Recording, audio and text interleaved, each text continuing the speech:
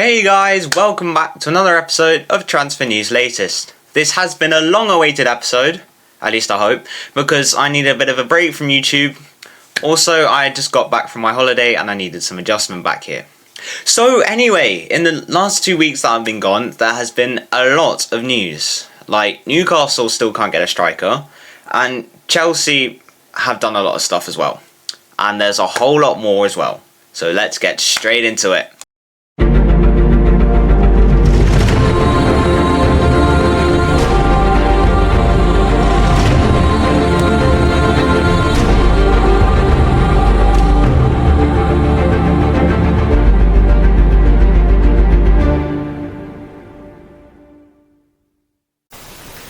Hey guys, post-production Liam here, just to pause this quickly, just to say I did record this yesterday and I'm only releasing it now, mainly because I was too tired to watch it last night and I basically fell asleep watching Mark Goldbridge's live stream of United losing to Grimsby Town. So that was fun. Keep an eye out for that video, yeah? So anyway, just remember this was all yesterday's news, so some of the stuff might be already out of date. Keep an eye out for a YouTube short on that as well.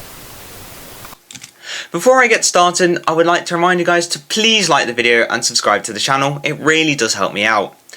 And also comment down below on your thoughts on the current transfer news. But please be nice, I do read them. So anyway, let's get into the big news. And how about we start with Newcastle, as it seems they still can't get a striker. In something like their 10th attempt, Newcastle have gone out to buy a striker. This time it's Wolves' number 9 Jørgen Strand Larsen.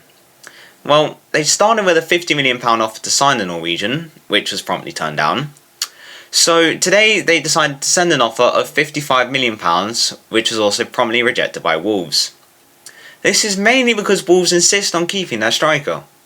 Which is fair enough, but poor Newcastle. They really are getting no luck in the striker department. And it isn't helped when the acting striker Anthony Gordon now has a one-match ban after being sent off against Liverpool. At this point, the Magpies might just have to ask for Isak to come back. But that may not happen because Isak has made it crystal clear that he wants to join Liverpool. Liverpool are ready to bid again if Newcastle open doors to an exit. However, it is up to Newcastle as to whether they agree to let Isak go.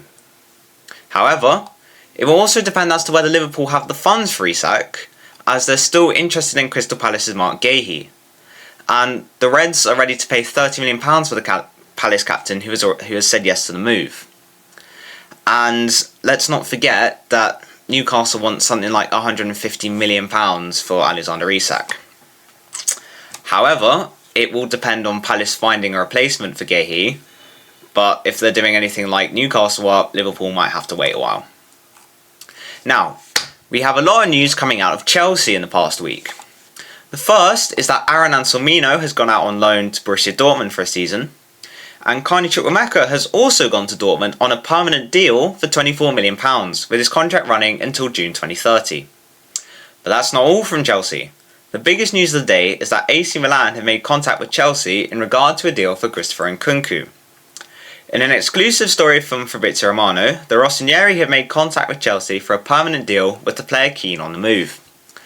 Now apparently the clubs are discussing a fee. What's more is Bayern have made contact with Chelsea for Nicholas Jackson.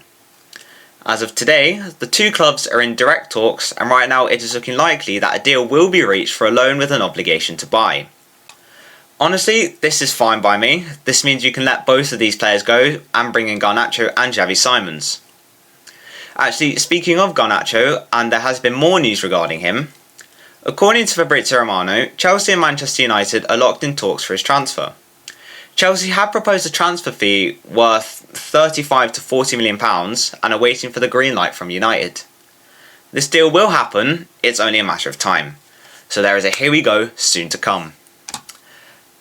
And on Xavi Simons, actually, something I forgot to put in my notes, so I'll try and say off the top of my head.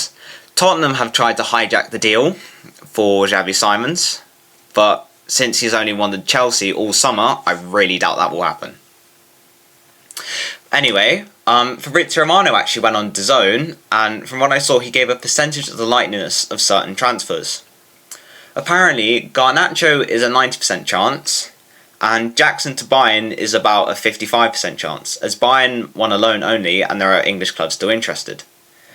And if you ask me, I'd say Xavi Simons is also about a 50% chance, because, Tottenham are there, and Chelsea still need to agree deals for like Nkunku and stuff, so who knows.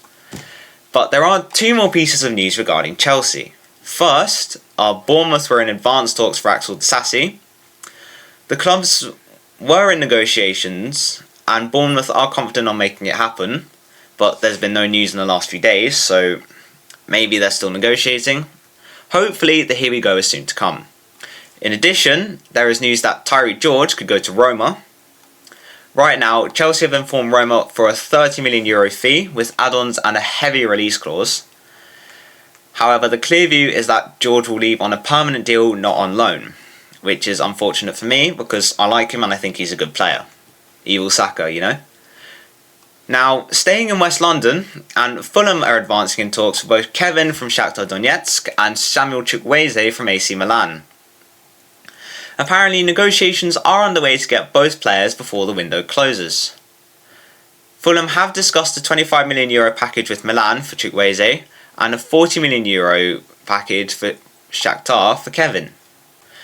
There is no other news as of yet, but I'm sure more will come on this story. In other transfer news, and Manchester City have reported that Savinho will stay, despite interest from Tottenham. What's more is they have gone and agreed personal terms with Gianluigi Donnarumma. Negotiations are underway between the two clubs, with the fee to be around €50 million. However, the deal still depends on whether Ederson will leave, and Galatasaray are still interested, so it is a possibility. And moving to the other side of Manchester, and it has been confirmed that Rasmus Højlund will leave Manchester United. If you ask me about time, did anyone see his goal scoring record last season? Anyway, it has been reported that United are close to completing a deal with Napoli, where Højlund would leave on loan with an obligation to buy. From what I've read, the clubs are just working on it coming to a fee now. Elsewhere in the Premier League, boys crack aside, and Crystal Palace have signed Yeremy Pino from Villarreal for €30 million. This is an exciting player. I saw him play in the Nations League final, because I watched that, Spain and Portugal. I watched him. He looked quite good. So he'll definitely be an exciting player who will tear up the league. And I bet Newcastle will try and fail to get him next summer. And my final story from the Premier League is that Everton have signed Tyler Dibbling from Southampton for £42 million. Well, it's not £100 million, as Southampton initially wanted, but I'm sure he will still do well at Everton, given how well he did at Southampton and Moyes' knack of improving players massively. Like Jack Grealish has already started providing assists. That's more than he did at City in the last few seasons. And for my final stories, we move to La Liga. Firstly, Carlos Soler has gone to Real Sociedad on loan from Paris Saint-Germain, and there is an option to buy. And secondly, Dani Ceballos was about to go to Olympique Marseille, but now the deal is reportedly off. As Fabrizio Romano reported earlier, nothing was done or sealed yet despite advanced talks last night. And Olympique Marseille won't wait anymore because they want to focus on different targets, and Ceballos wants to reflect on his future. This, I think, is a shame, as he was decent last season, and I'm not really too sure how much game time he will get this season under Xabi Alonso. Plus, De Zerbi wanted to sell Rabiot and that other guy, whose name I can't remember off the top of my head. So Ceballos would have been a quality replacement, but some things are not meant to be, I guess. And my final story is that Lucas Vazquez has agreed to sign for Bayer Leverkusen as a free agent. The medical has already been done secretly, and he has already signed a contract on Tuesday.